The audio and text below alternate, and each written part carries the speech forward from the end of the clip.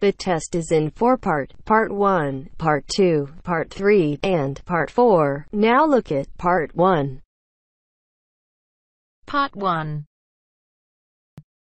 You will hear a conversation between two students about buying a used car.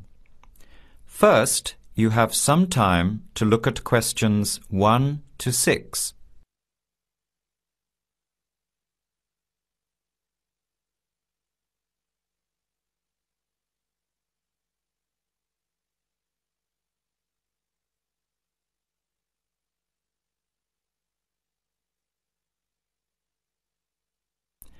Answer the questions as you listen. You will not hear the recording a second time. Listen carefully to the conversation and answer questions 1 to 6.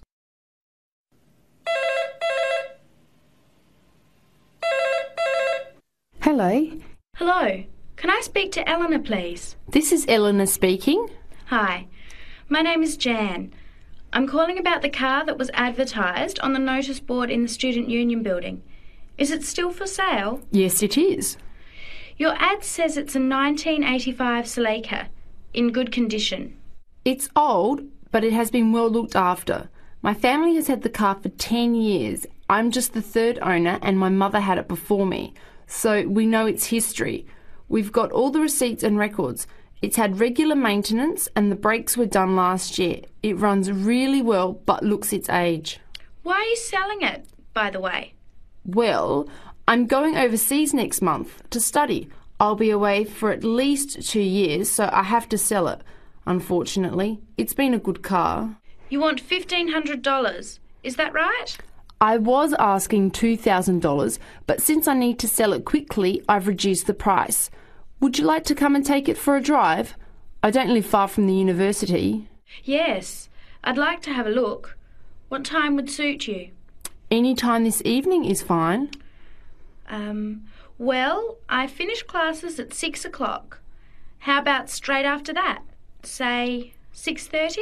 Great, I'll give you directions. When you leave the main gate of the university, turn left on South Road and keep going until you get to the Grand Cinema. Take the first right, that's Princess Street. I'm at number 88 on the right. So it's 80 Princess Street. No, it's 88 Princess Street and the suburb is Parkwood. You'll see the car parked in front. It's the red one with the for sale sign on it. Okay, thanks Eleanor. I'll see you later. Bye. Before you hear the rest of the conversation, you have some time to look at questions 7 to 10.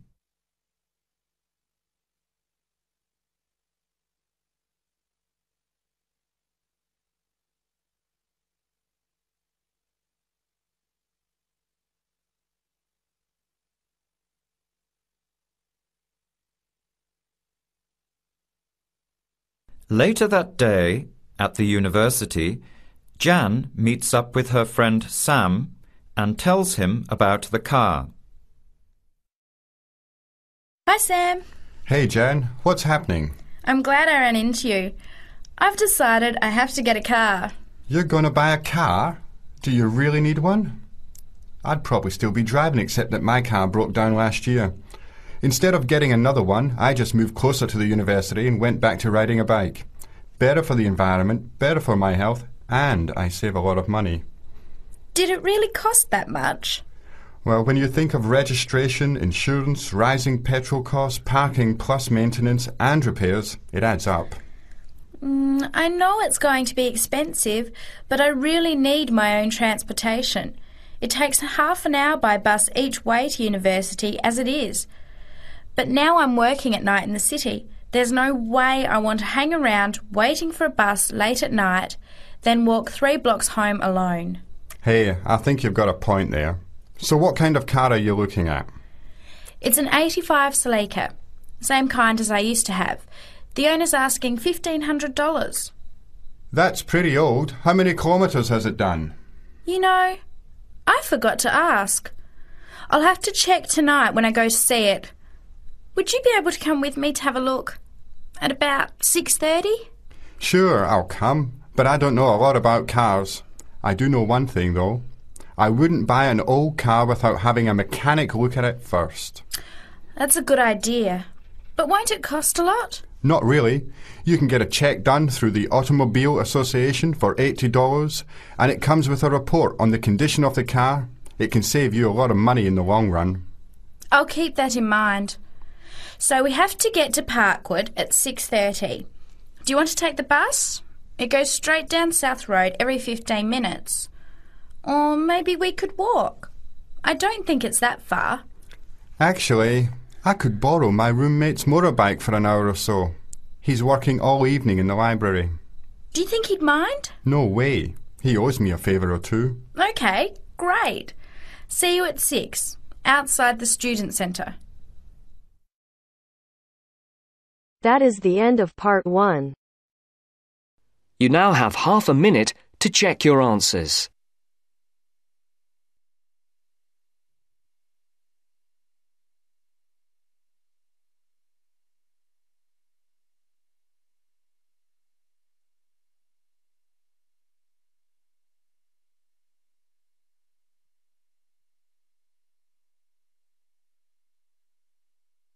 Now turns to part 2.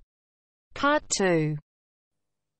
You will hear part of an interview between Dr. Hilsden, a member of staff on a fashion design course, and a student, Julia, who is applying to do the course. First, look at questions 11 to 13.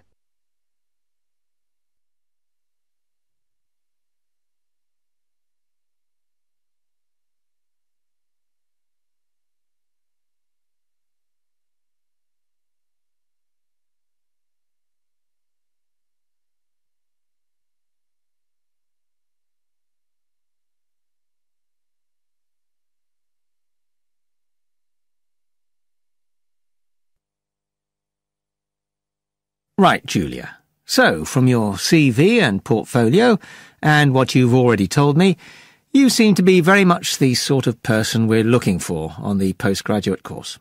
So tell me, you finished your fashion design course in London 4 years ago. Did you think of carrying straight on and doing a higher degree at the time? Yes, but there were financial pressures. So I ended up working in the retail industry, as you can see from my CV. And actually, it was a very useful experience. In what way? Well, I was lucky to get the job with Fashion Now. They're a big store. And one of my priorities was to get as much experience as possible in different areas.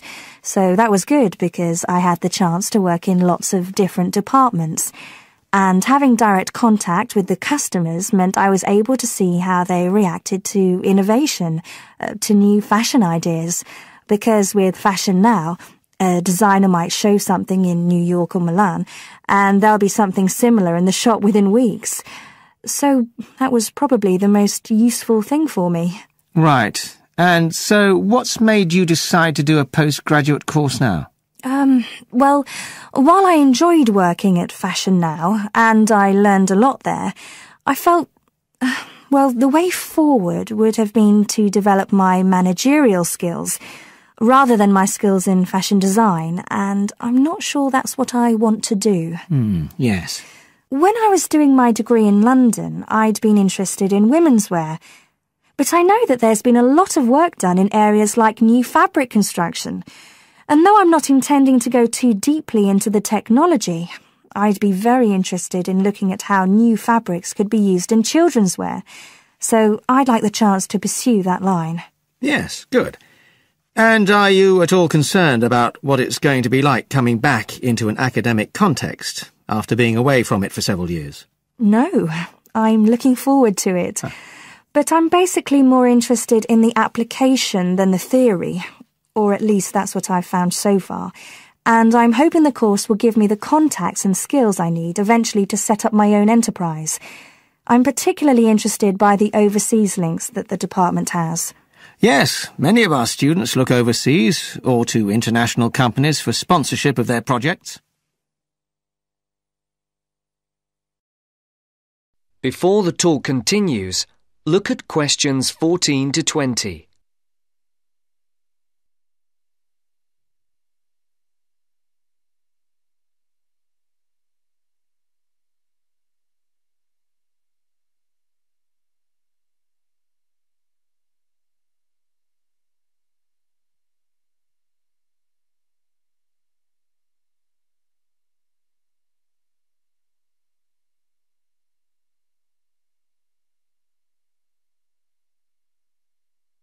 As you listen to the second part of the talk, answer the questions. And the facilities here look excellent. I just went to look at the library. It's really impressive. There's so much room compared with the one at my old university. Yes, most students find it's a good place to study. And there are link-ups to other universities, of course, and all the usual electronic sources. The staff run an information skills programme, which we recommend all postgraduates do in the first week or two. Design students find these special collections particularly useful. Yes. Then we have a separate computer centre, which has its own academic coordinator, Tim Spender. He's got a background in art design, and the ethos of the centre is that it's a studio for innovation and creativity, rather than a computer laboratory. Oh, right. I liked the study spaces where students can sit and discuss work together. Very useful for joint projects. We always had to do that sort of thing in the cafeteria when I was an undergraduate. And I read in the brochure that there's a separate resource for photography. Yes, it's called Photomedia. It's not just for photography, but things like digital imaging and new media. It's a resource for all our students, not just fashion design. And we encourage students to work there, producing work that crosses disciplinary boundaries. It's well used. In fact, it's doubled in size since it was set up 3 years ago. And we also have an offshoot from that, which is called time-based media. This is for students who want to develop their ideas in the area of the moving image or sound. That's in a new building that was specially built for it just last year. But there are plans to expand it, as the present facilities are overstretched already. Right. Now, is there anything you'd like to ask about the course itself? I know it's a combination of taught modules and a specialist project, but how does assessment fit in? Well, as you'd expect on a course of this nature, it's an ongoing process. The degree course has 4 stages, and there are what we call progress reviews at the end of each of the first 3. Then the final assessment is based on your project. You have to produce a report, which is a critical reflection on your work. And is there some sort of fashion show? There's an exhibition. The projects aren't all focused on clothes as such. Some are more experimental, so that seems more appropriate. We ask representatives of fashion companies along, and it's usually well attended. Right. And another thing I wanted to ask. That is the end of part 2. You now have half a minute to check your answers.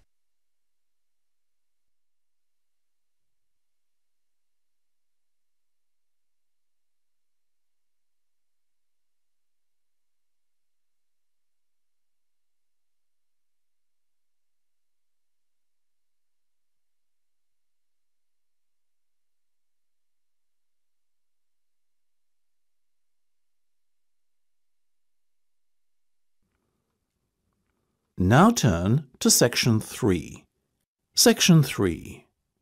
You will hear a discussion between 2 students and their tutor. First, you have some time to look at questions 21 to 25.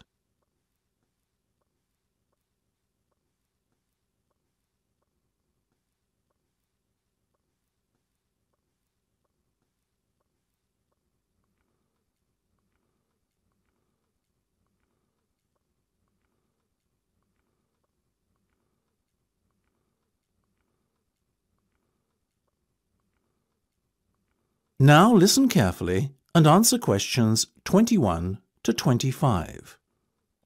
Okay, guys. First off, well done.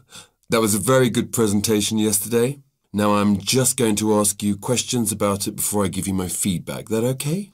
Sure. Of course. Right. Well, in that case, tell me, Niall, why did you choose to talk about Rafael Nadal? To tell you the truth, I didn't. I think I'd better let Sheena handle this one. Sheena? Yes, it was my decision to pick Nadal. Now, that might be a strange choice for a presentation entitled Someone Who Inspired Me to Study Psychology, but... Yes, but I was going to say, it does seem rather an odd choice. Was it simply down to the fact that he's a sporting hero of yours and so a role model? You talk about him a lot, Sheena.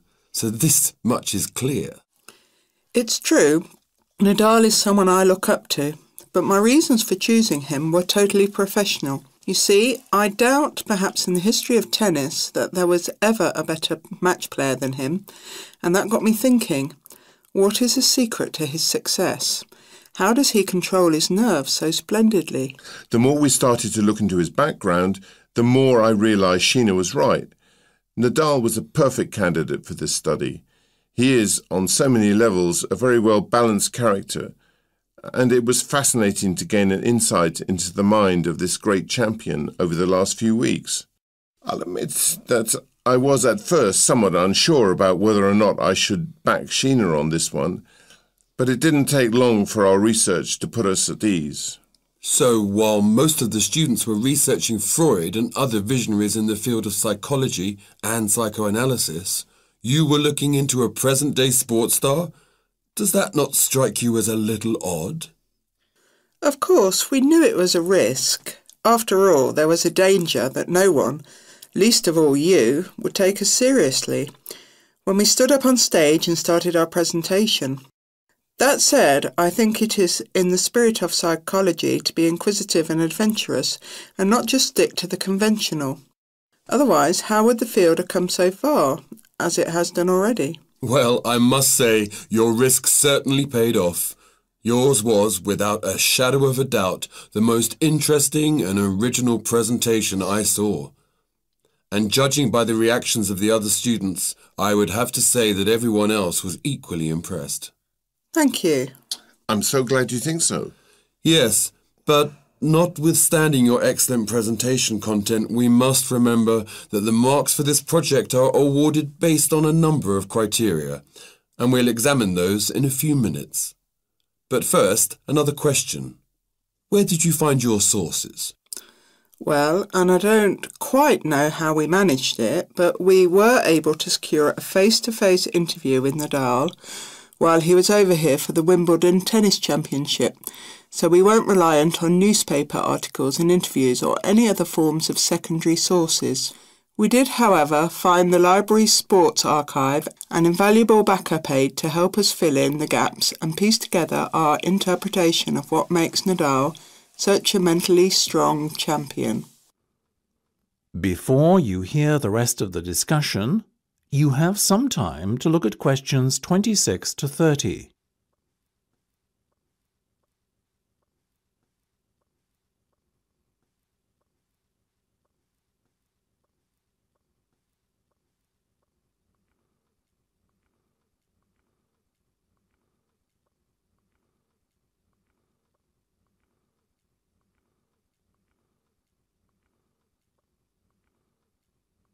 Now listen and answer questions 26 to 30. Okay, well, as I said, congratulations again for your excellent work. Now it's time for my feedback. The first area where marks were awarded is in your use of equipment. I felt that had you not been a little too reliant on the overhead projector, and had you, for example, used the interactive whiteboard and audio equipment a little more effectively, you would have received top marks in this section. As things stand, though, your use of equipment was still very satisfactory.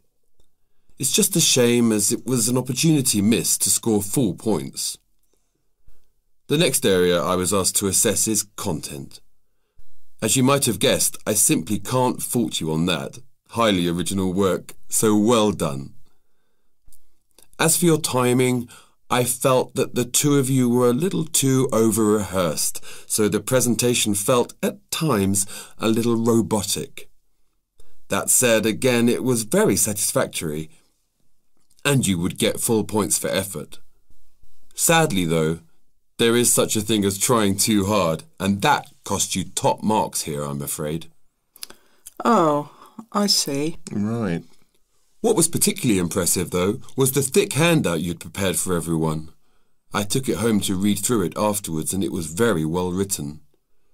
But not alone that, it also enhanced my experience of the presentation itself on the day, as I was able to refer to the handout for further information on what was being discussed and to answer any questions I had. Very nice. As for your level of interaction, well, you had so much that you were intent on packing into your 20-minute time slot that sadly you run out of time at the end, which left no room whatsoever for interaction and no one had the chance to ask you any questions. You've probably guessed, therefore, that you did worse than average in this department and, unfortunately, your score will have to reflect this. Oh my goodness, everything sounded so positive at the start. That is a big disappointment. We worked so hard. Now, don't be so quick to get deflated. Remember, your presentation skills only count for 15% of the project grade. Your score in this assessment, even if it were terrible, would still not be enough to prevent you from getting top marks overall. It's very hard to score well in the presentation assessment anyway, so believe me, you both did reasonably well. Thank you. I wish I felt like that. Yes, your feedback was very constructive. We're just a little disappointed with ourselves. Why? That's the end of section 3. You have half a minute to check your answers.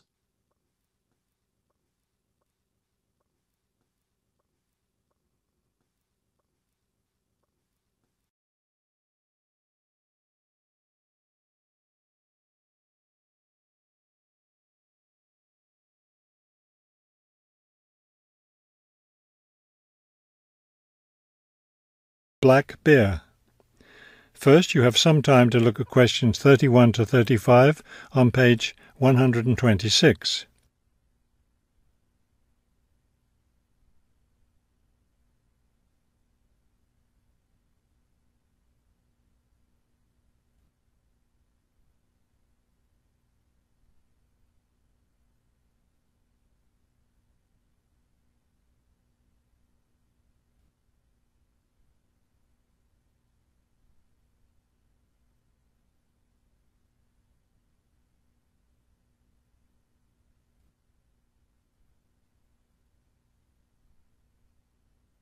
Now listen carefully and answer questions 31 to 35.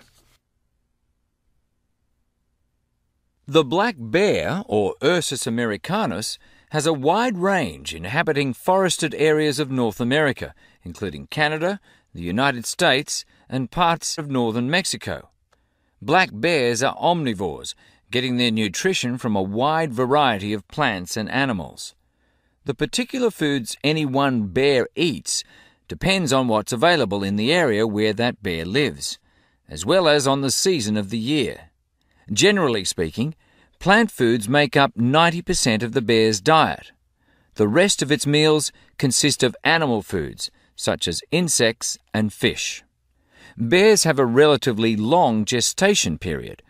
Mating takes place in the spring or early summer, but bear cubs aren't born until the following winter.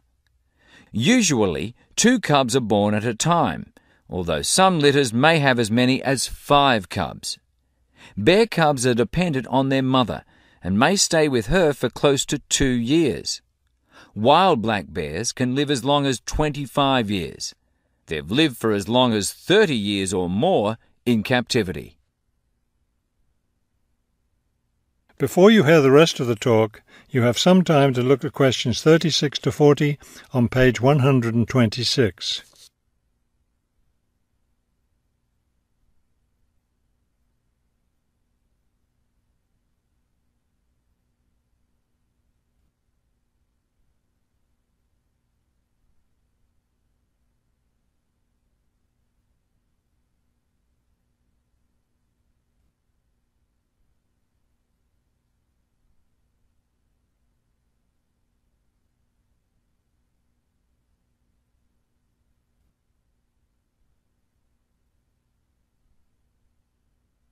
Now listen carefully and answer questions 36 to 40. Much of the black bear's range coincides with the range of its close cousin, the grizzly bear. Although these bears are somewhat similar in appearance and habits, it isn't difficult to tell the difference between them. Colour isn't necessarily a distinguishing characteristic, as both species of bears occur in a range of colours from almost blonde to dark brown or black. Many black bears, however, have a patch of fur on their chests that's lighter in colour than the rest of their fur. Grizzly bears don't have this patch. Size isn't always a distinguishing feature either, although grizzly bears are usually heavier with an average weight of 225 kilos. Black bears average 140 kilos in weight. Grizzly bears spend time digging in the ground for roots and tubers that make up part of their diet. The large muscles they need for this give them a distinct shoulder hump. This hump is absent in black bears, which don't do the same kind of digging. The shape of the face and ears is also different in each species of bear. Grizzly bears have a depression between the eyes and nose, and short, round ears. Black bears, on the other hand, have a straighter profile and longer, more pointed ears. Grizzly bears are known for their fearsome, long, sharp claws. Black bears have shorter claws, which are better suited for climbing trees. That is the end of section 4. You now have half a minute to check your answers.